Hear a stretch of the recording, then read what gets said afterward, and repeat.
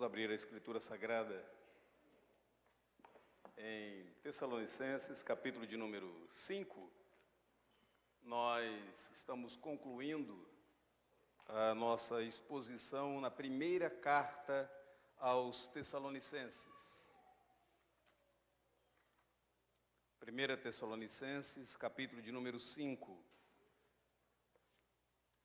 Antes de nós lermos o texto da Escritura, é sempre motivo de muita alegria para o meu coração estar com vocês, abrir a palavra do Senhor com vocês.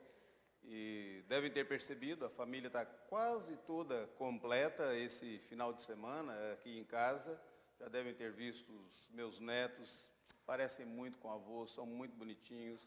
Se você prestar bastante atenção, o branco do olho deles é idêntico ao meu. Então vocês podem prestar atenção nesse aspecto. A Amanda está conosco esse final de semana também, motivo de alegria para nós, para os pais, nem se fala, né? Então, vamos ler o texto da Escritura Sagrada e vamos estudar mais essa porção. 1 Tessalonicenses, capítulo de número 5, do versículo de número 12 ao versículo de número 24, diz assim o texto bíblico: Agora vos rogamos, irmãos, que acateis com apreço os que trabalham entre vós e os que vos presidem no Senhor e vos admoestam, e que os tenhais com amor em máxima consideração por causa do trabalho que realizam. Vivei em paz uns com os outros. Exortamo-vos também, irmãos, a que admoesteis os insubmissos, consoleis os desanimados, ampareis os fracos e sejais longânimos para com todos. Evitai que alguém retribua a outrem mal por mal. Pelo contrário, segui sempre o bem entre vós e para com todos. Regozijai-vos sempre, orai sem cessar. Em tudo dai graças, porque esta é a vontade de Deus em Cristo Jesus para convosco. Não apagueis o espírito, não desprezeis profecias. Julgai todas as coisas, retende o que é bom. Abstende-vos de toda forma de mal. O mesmo Deus da paz vos santifique em tudo, e o vosso espírito, alma e corpo sejam conservados íntegros e irrepreensíveis na vinda de nosso Senhor Jesus Cristo, fiel ao que vos chama, o qual também o fará. Vamos orar? Senhor Deus, a tua palavra foi aberta e lida, mas somente tu podes abrir o nosso coração e falar ao nosso coração. Ilumina, pois, a nossa mente, transforma a nossa vida pelo conhecimento da verdade da palavra do Senhor. Pedimos-te isso em nome de Jesus. Amém, Senhor. Como nós podemos viver aguardando, esperando o retorno do Senhor Jesus Cristo? Se você lê o Novo Testamento, especialmente se você lê os Evangelhos, você percebe que Jesus Cristo, no seu ministério terreno, ele prometeu aos seus discípulos retornar. Aliás, um dos versículos utilizado para grande consolo do crente são aqueles versículos, alguns versículos, são aqueles que estão lá no Evangelho de João, quando Jesus Cristo, depois de falar da sua morte na cruz do Calvário, ele disse assim aos discípulos: não se turbe o vosso coração. Credes em Deus, crede também em mim. Na casa de meu pai há muitas moradas, se assim não fora, eu vos teria dito, pois vou preparar-vos lugar. E quando eu for e vos preparar lugar, voltarei e vos receberei para mim mesmo, para que onde eu estou, estejais vós também. O plano de Deus é que todos aqueles que creem no Senhor Jesus Cristo como seu Senhor e Salvador estejam em comunhão, em união com esse Senhor Jesus Cristo. E o próprio Jesus promete dizendo: eu voltarei. Em outras palavras, o crente sabe que a sua existência ela não se resume as coisas dessa vida e ela não se limita a essa terra. O crente sabe que existe esperança, há uma vida por vir, há uma eternidade com Cristo Jesus. Em outras palavras, o crente está sempre pregando para si mesmo: o melhor ainda está por vir. O melhor ainda será revelado quando o Senhor Jesus voltar. A questão então é: como nós devemos viver à luz desse retorno de Cristo? Como que nós podemos viver aguardando, esperando por esse retorno de Cristo Jesus? Esse parece ser o principal tema dessa primeira carta de Paulo aos Tessalonicenses. Nós já vimos que esta foi uma das primeiras cartas escritas pelo apóstolo Paulo. Ele escreveu essa carta ainda quando estava realizando, no finalzinho da sua segunda viagem missionária. E o propósito dessa carta era preparar aqueles crentes para viver e para se encontrarem com Jesus Cristo, para viver à luz do retorno de Cristo e se encontrarem com Cristo quando ele voltar. É por isso que ao final de cada capítulo nessa carta, Paulo faz uma menção sobre o retorno de Cristo Jesus.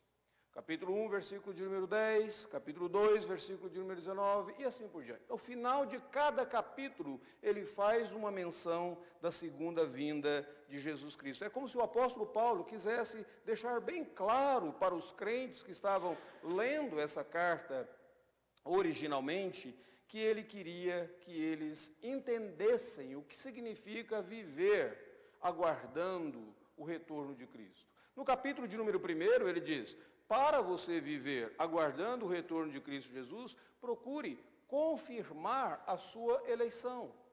Nós falamos sobre a doutrina da eleição, de como Deus nos elegeu, de como Ele colocou o coração em nós, como Ele nos salva em Cristo Jesus desde antes da eternidade.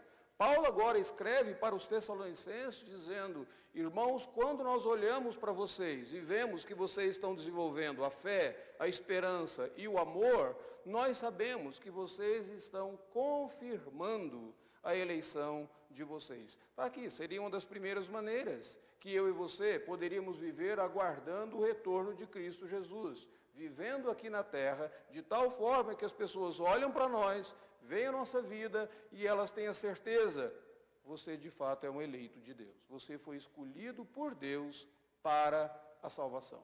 No capítulo de número 2, ele diz que nós podemos viver aguardando o retorno de Cristo quando nós procuramos ser um exemplo a ser seguido por outros ao nosso redor. Paulo fala do ministério dele e como ele deu exemplo para que os tessalonicenses seguissem o exemplo dele de retidão. Ele fala sobre a igreja dos Tessalonicenses e diz como que aquela igreja era modelo para outros irmãos que estavam ali na Ásia. Então aqui temos uma segunda maneira de viver, aguardando o retorno de Cristo Jesus, sendo bons exemplos. Não maus exemplos, mas bons exemplos para aqueles que estão ao nosso redor. No capítulo de número 3, ele fala sobre algumas tribulações, problemas que os crentes de Tessalônica estavam enfrentando, e ele tinha um grande medo, que o tentador utilizasse aqueles problemas e pudesse desanimar aqueles irmãos. Então, ele escreve para eles no capítulo de número 3, dizendo: não se inquietem com essas aflições aqui na terra, porque nós fomos destinados para isso. Esse é o mundo de aflições. O nosso Salvador experimentou aflições e angústias. Nós não somos melhores do que Ele. Nós também enfrentaremos algumas dificuldades. Não se inquietem e resistam ao tentador para que ele não use o sofrimento, os seus problemas, as suas angústias, para abalar a sua fé. De novo, uma exortação muito relevante. Não apenas para os tessalonicenses naquela época, mas para mim e para você. Capítulo de número 4, ele escreve dizendo: eu quero deixar bem claro para vocês como que vocês podem viver de uma maneira que vocês agradarão a Deus. E ele faz isso de duas formas. Primeiro, ele diz: não se envolvam com a imoralidade deste mundo. não se envolvam com prostituições, não cedam a elas. Mas depois ele diz, amem uns aos outros, versículo de número 9, com o amor fraternal. A marca de nascença de um crente é o amor fraternal. Então ele diz, se você faz isso, você estará vivendo de tal forma que você vai agradar a Deus. Agora chegamos nesse capítulo de número 5.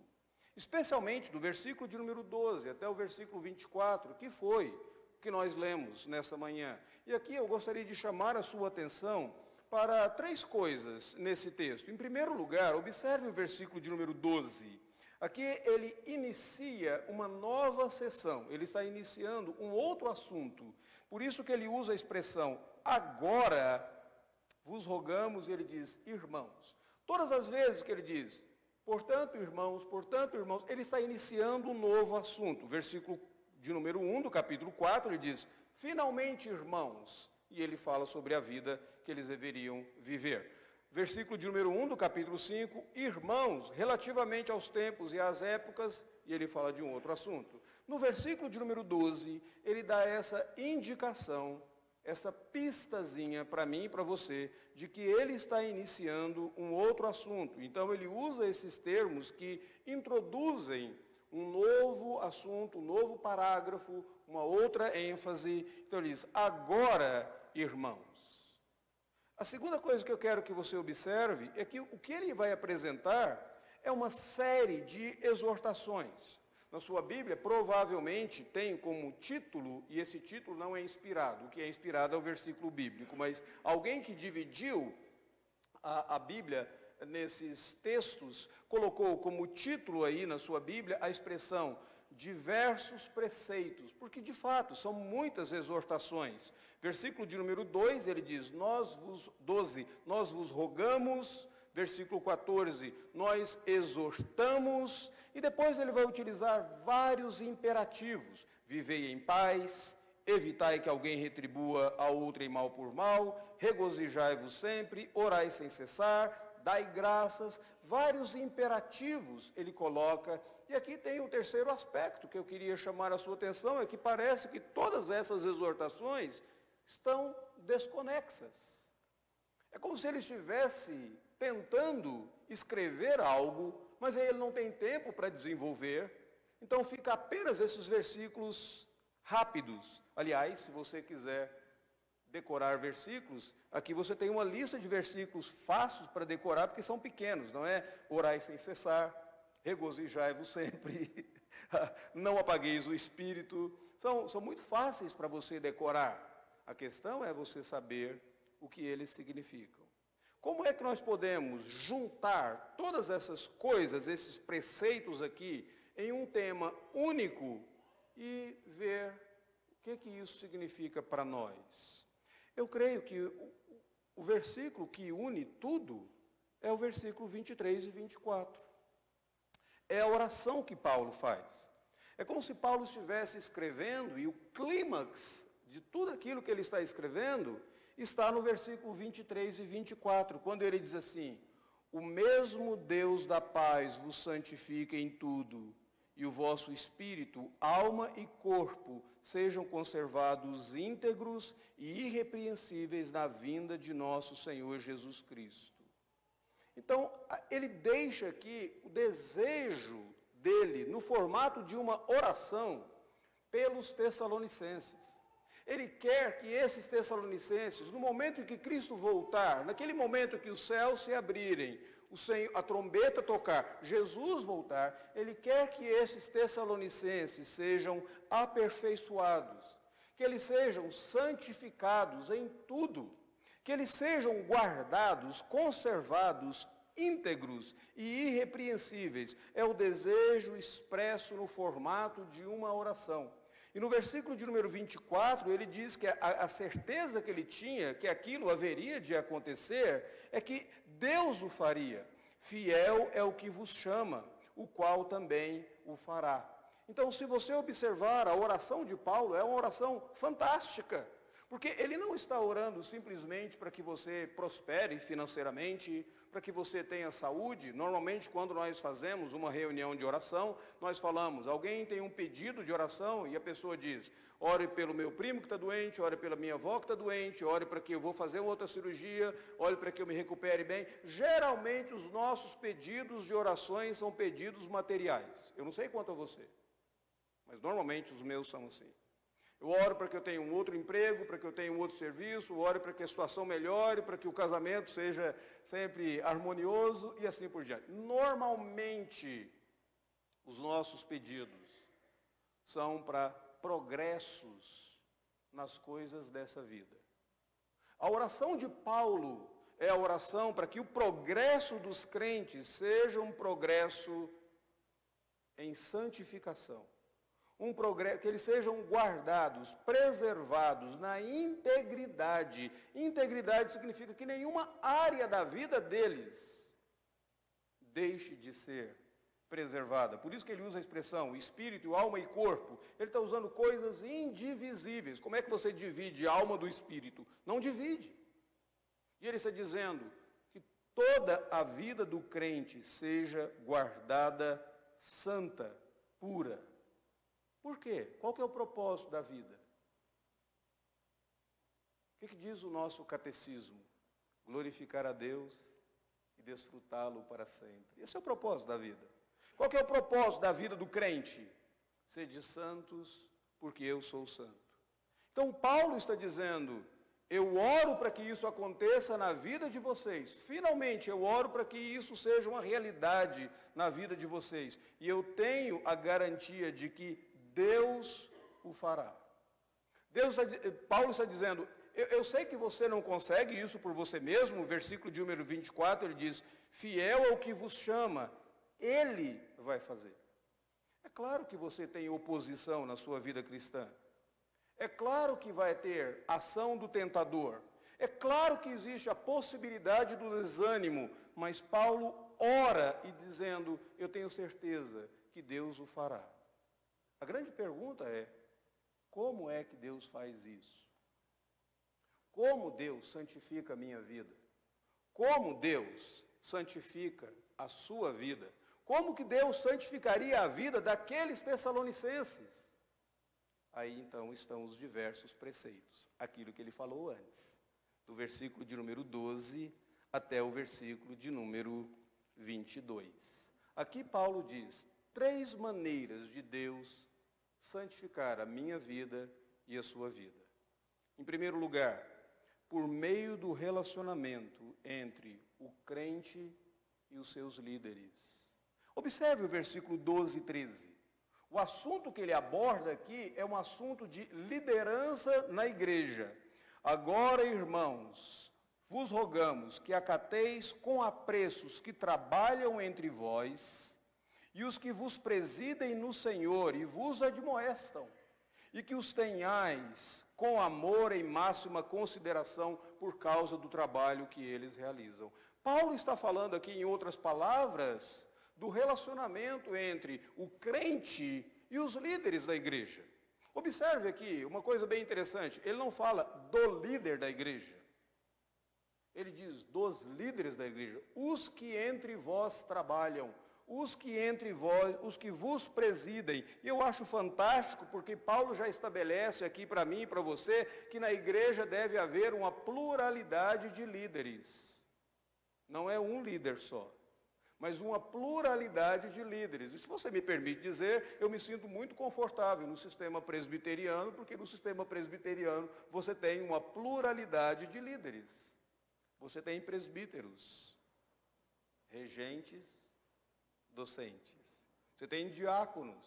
Você não tem um apenas dirigindo, mandando, ordenando, mas você tem uma pluralidade. Como a igreja deve se relacionar com essa pluralidade de líderes? Paulo fala sobre a responsabilidade dos líderes, em primeiro lugar. Em segundo lugar, ele fala sobre a responsabilidade do crente em relação a essa liderança. Qual que é a responsabilidade dos líderes? Percebam que ele não diz assim, rogamos, irmãos, que vocês acatem com apreço qualquer líder entre vocês. Não. Que vocês acatem com apreço, em primeiro lugar, os que trabalham entre vós. A palavra trabalhar, eu gosto dela, significa trabalhar a ponto da exaustão. Aqueles que levam o trabalho a sério. Não são aqueles que simplesmente, normalmente, a literatura inglesa tem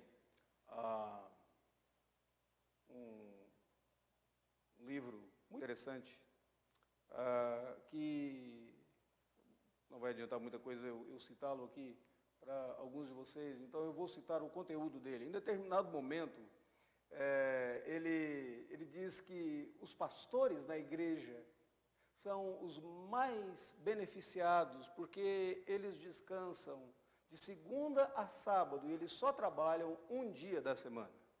Fantástico, essa é a visão que muitos da sociedade tem em relação aos pastores.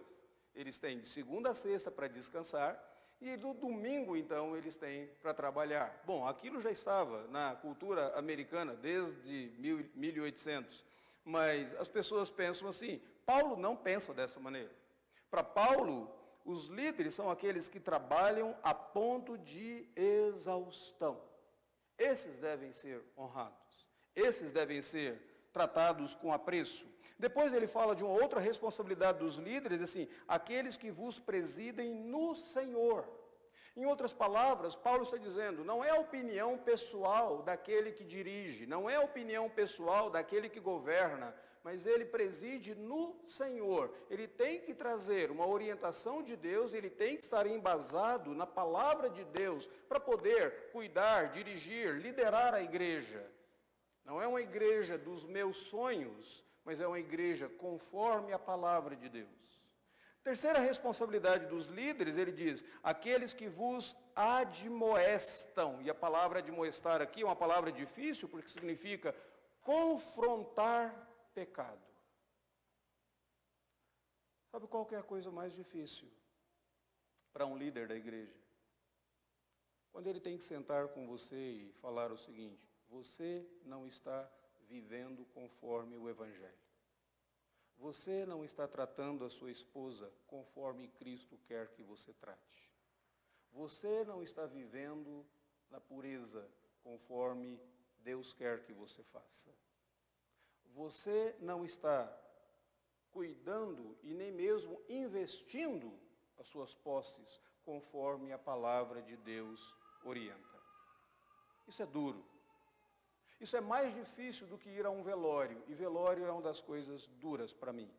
Isso é mais difícil do que fazer uma visita ao hospital, na UTI, quando você tem que sair dali tantas vezes e não sabe como comunicar para um parente que o ente querido não resistiu. É tão difícil, é mais difícil do que quando você tem que abraçar um pai e dizer para ele que o filho dele, que estava envolvido naquele acidente, não resistiu. Ou quando você tem que abraçar uma mãe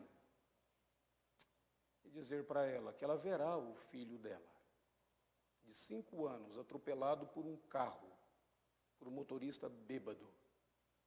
Ela verá somente no céu. Ela não vai poder vê-lo mais aqui na terra. São momentos difíceis. Mas mais difícil do que esses momentos é você ter que confrontar alguém e dizer, você está em pecado. Você não está andando de acordo com o Evangelho. Mas é a responsabilidade do líder admoestar. E qual que é a responsabilidade da igreja em relação ao líder? Paulo diz no versículo de número 13, acatar com apreço, aprecie o trabalho que realiza, valorize o trabalho. Depois ele diz, receba-o com amor e com consideração. Ao invés de você receber com o rosto franzido, receba com amor, ele cuida de você, da sua alma, mesmo quando ele parece duro contigo, é porque ele te ama. E ele vai ter que prestar contas diante de Deus. Honra o trabalho dele. Aqui é uma coisa muito interessante. Paulo diz assim, vivei em paz. Na verdade, o apóstolo Paulo está dizendo que o trabalho de um ministro fiel é instrumento de Deus para a sua santificação. O trabalho de um ministro fiel é instrumento do Senhor para o seu aperfeiçoamento. Aquele trabalho que ele faz, zelando por interpretar a Escritura Sagrada correta, para ensinar corretamente a palavra de Deus para você. Aquele momento que ele dá ao seu sofrimento, aquele momento, as orações dele diante do Senhor Deus, são instrumentos de Deus para a sua vida.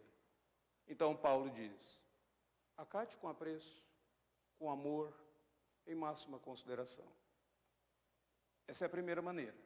O segundo instrumento que Paulo diz que Deus usa para santificar a vida dos crentes é o relacionamento que você tem com os irmãos em Cristo Jesus. Observe no versículo de número 14 e 15. Exortamo-vos também, irmãos, a que admoesteis os submissos, consoleis os desanimados, ampareis os fracos, sejais longânimos para com todos. Aqui ele está falando não com relação mais aos líderes, mas com relação aos outros irmãos na igreja. Novamente ele muda o assunto quando ele diz, exortamo-vos também. E agora a atenção volta para a igreja, ele volta para esse relacionamento familiar. E o que é importante nesse aspecto? Ele diz, é importante que você compreenda que na igreja existe diversidade, nem todos são iguais a você. Ele diz, alguns estão lá que eles são insubmissos, outros estão ali, eles estão desanimados, outros estão ali e eles estão fracos. Na igreja existe diversidade, e talvez seja esse um ponto que você não goste, porque você gostaria que as pessoas fossem todas parecidas com você. Mas elas não são seus clones. O crente, ele deve crescer à imagem de Cristo e não à sua imagem. Ele não deve ser o seu clone. Como diria o grande teólogo Caetano Veloso, Narciso acha feio o que não é espelho. Então, quando você vê na outra pessoa aquilo que você não se agrada, você fica aborrecido. Você não gosta. Você fica, muitas vezes, enraivecido com aquela situação. Agora, eu gostaria que você entendesse que Deus usa até esses pontos de atrito e de fricção, de tensão, para trabalhar em algo no seu coração que precisaria ser trabalhado. A igreja é o instrumento de Deus para a sua santidade. Porque quando você se relaciona com a igreja, você percebe algumas coisas que você não gosta muito, mas muitas vezes não é porque é proibido pela palavra de Deus. É simplesmente porque, na sua preferência egoísta, você não gosta. Eu gosto muito, não é agradável ver, mas eu gosto muito de observar a fila de uma refeição na igreja. E eu observo aqueles que tomam os primeiros lugares. Eles estão tão impacientes por comer que eles não conseguem esperar pelos outros. Talvez Deus precise trabalhar paciência no coração deles e paciência comigo em relação a eles. Porque a minha vontade, muitas vezes, é exortá-los ali mesmo, publicamente. Outras vezes, é muito interessante você ver uma fila. Quando você vê uma pessoa que vai lá e ela serve mais, ela coloca mais do que ela precisa, o que ela consegue se alimentar, e depois será jogado no lixo. Deus precisa trabalhar no coração dessa pessoa um pouquinho do princípio da humildade. Mas às vezes é interessante você notar também quem não entra na fila. Aqueles que não participam, aqueles que não querem, porque eles não se sentem. Ou de alguma maneira, alguns não se sentem dignos de ir, outros se sentem superiores àqueles que vão. Então eles preferem se afastar num ar de superioridade. Você já prestou atenção como que uma fila de alimentação revela tanto o que está no coração? Você já imaginou isso? E essas coisas são importantes para Deus trabalhar no nosso coração, compreender a diversidade. Por que Deus salvou você e colocou você dentro de uma igreja com pessoas tão diferentes de você?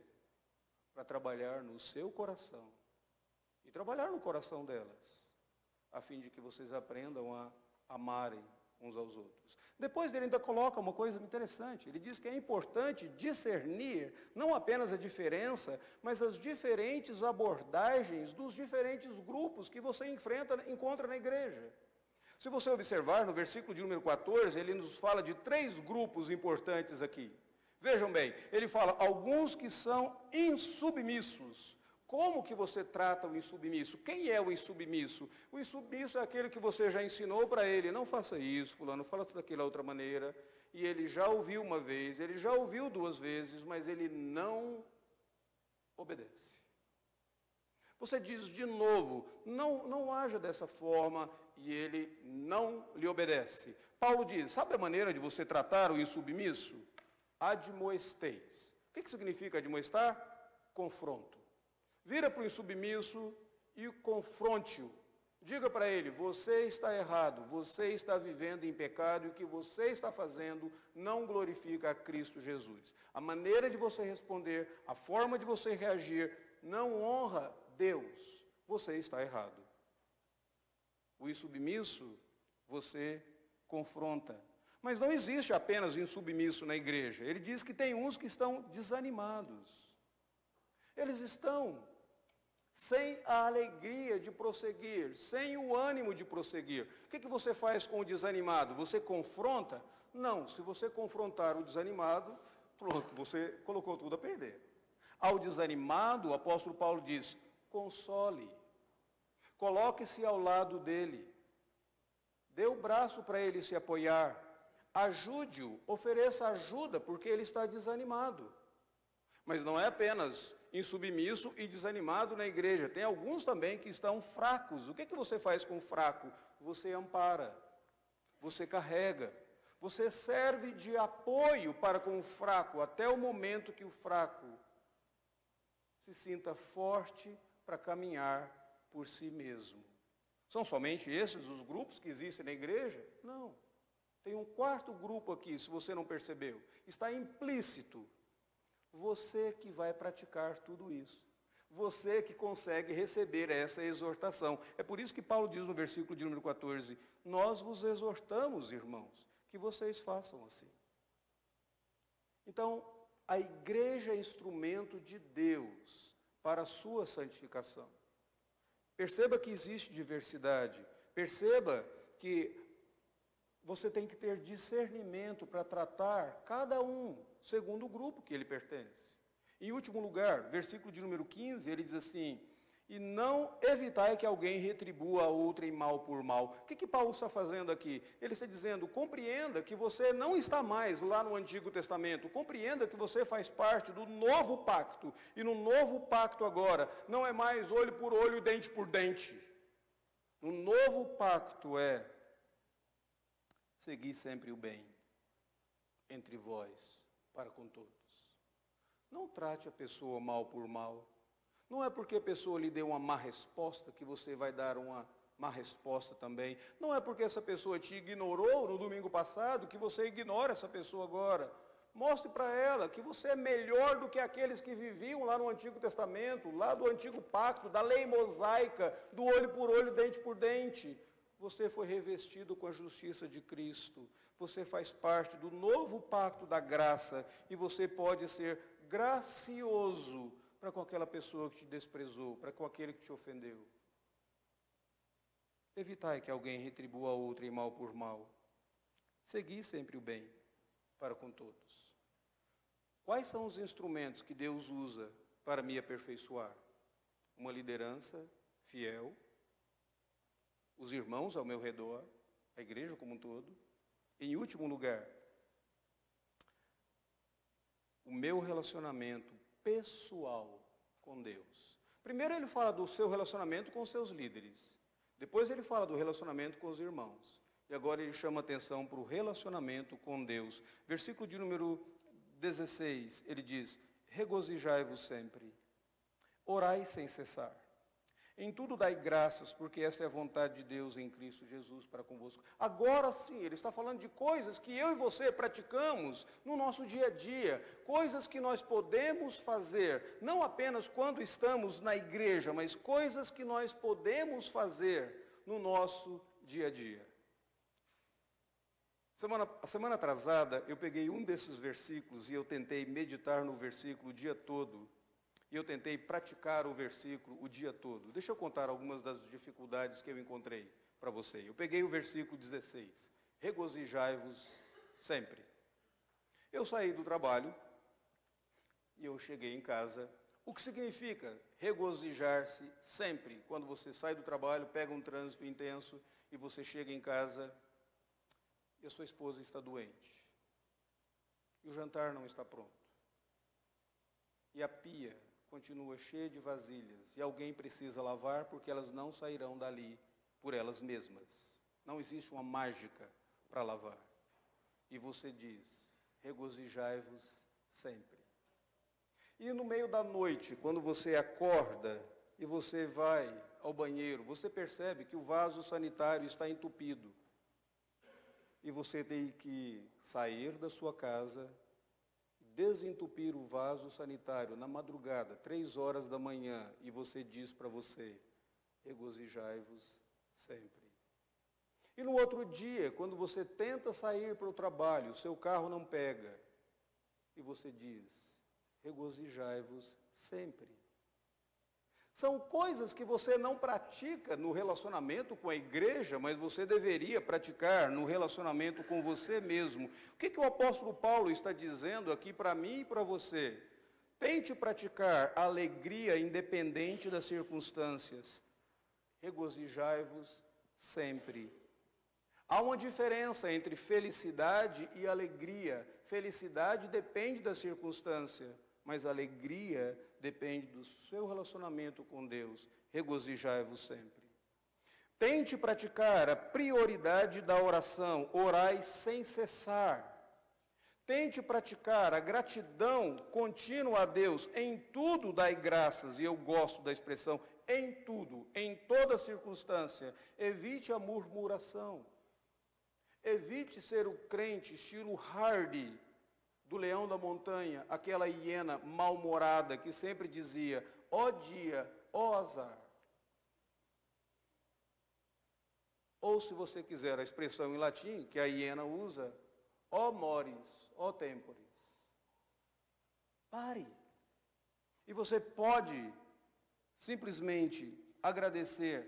E depois ele diz, não apagueis o espírito. Agora estamos diante de um texto complicado, não estamos? O que significa apagar o Espírito? Paulo está usando a ideia do Espírito Santo como aquele fogo que veio no dia do Pentecostes sobre os crentes e pousou sobre eles, estava ali. E agora o apóstolo Paulo diz, não apagueis o Espírito. Eu gosto de uma interpretação muito interessante de um escritor de um hino que nós temos do Inário, acho que é o hino de número 67, se não me falha a memória, James Orr, que ele diz que apagar o espírito é ele estar presente ali, mas você não tem nenhuma expressão, nenhuma manifestação de que o espírito está presente. E ele compara, é como se alguém chegasse à tua casa e você tem 2 filhos, mas um dos seus filhos está dormindo, distante, ou brincando de esconde-esconde, e a pessoa fica contigo ali durante alguns momentos, e quando ela sai da sua casa, alguém pergunta, quantos filhos aquele casal tem? E você diz, eles têm apenas um filho. Diz, não, mas ouvi dizer que tem 2. E a pessoa diz, eu não vi nenhuma evidência de um segundo. Apagar o espírito é quando você, que é um crente, você não vive uma vida mostrando que o Espírito Santo está operando, trabalhando dentro de você. Quando é que você faz isso? Os versículos seguintes ele explica. Em primeiro lugar, não desprezeis profecias. Quando você despreza as profecias. E lembre que no Novo Testamento, profecia era a própria pregação. Quando você despreza o ensino da palavra de Deus, quando você ouve esse ensino da palavra de Deus, você diz assim, que bom se o irmão fulano de tal estivesse aqui, porque esse sermão era para ele. É como se não fosse para você. Não desprezeis profecia. Julgai todas as coisas, retende o que é bom. Quando você deixa de usar o discernimento, quando você não retém o que é bom, você está apagando o espírito na sua vida. Quando você se envolve com o mal, ao invés de você se abster de toda forma de mal, você apaga o Espírito Santo. Entenda, são disciplinas, são práticas minhas, suas, no dia a dia. Então, como Deus santifica a minha vida e como que Deus santifica a sua vida? Em primeiro lugar, pelo seu relacionamento, pelo meu e pelo seu relacionamento com os líderes da igreja de Deus. O relacionamento correto. Em segundo lugar, pelo meu e o seu relacionamento com os meus irmãos, o restante do corpo de Cristo. Em terceiro lugar, pelo meu relacionamento pessoal com o próprio Deus. A minha intimidade com o Senhor Deus. E Paulo diz, e que o vosso espírito, alma e corpo sejam conservados íntegros e irrepreensíveis na vinda de Cristo Jesus. Deus o fará, porque Ele é fiel, e Ele faz isso através desses meios. Como seria, na sua perspectiva, uma igreja viva, avivada, vibrante, repleta de vida? Não uma igreja, você pode dizer, uma igreja viva para mim é uma igreja com um louvor, uma música vibrante. Você pode dizer, uma igreja viva para mim é uma igreja com uma contribuição financeira alta. Uma igreja viva para mim é uma igreja repleta de pessoas. Paulo diz, uma igreja viva é uma igreja que se relaciona corretamente com seus líderes, e os líderes com a igreja, existe paz.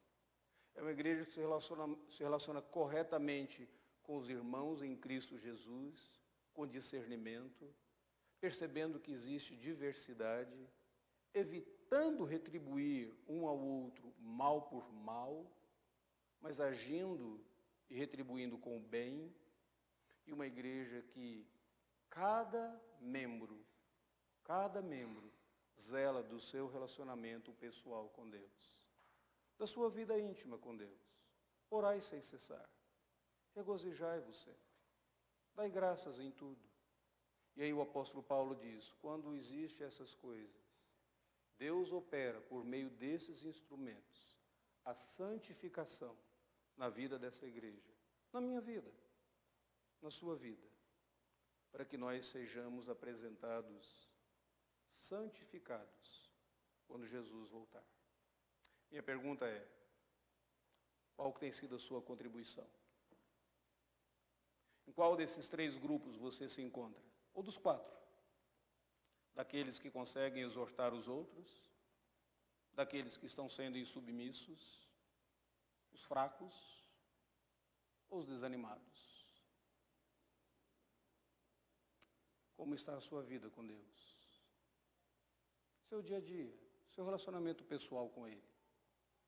E como que você expressa esse relacionamento pessoal com Deus? No seu relacionamento com as outras pessoas, na igreja, o corpo de Cristo. Vamos cantar o hino e depois iremos orar e receber a bênção do Senhor nesta manhã.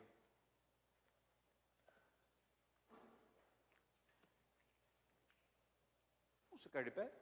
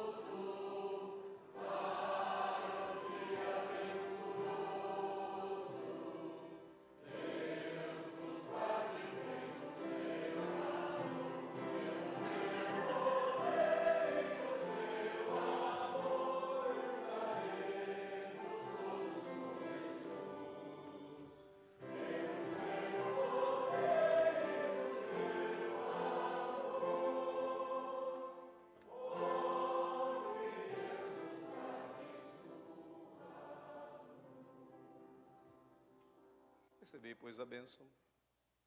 E a graça do Senhor Jesus Cristo, o amor de Deus, o Pai, a comunhão consoladora e santificadora do Espírito Santo de Deus, repousem sobre vós, irmãos e irmãs, sobre todo o povo de Deus, aperfeiçoando-vos para o encontro com o Senhor Jesus Cristo, quando Ele voltar. No nome dele, e para a honra e para a glória dele. Amém.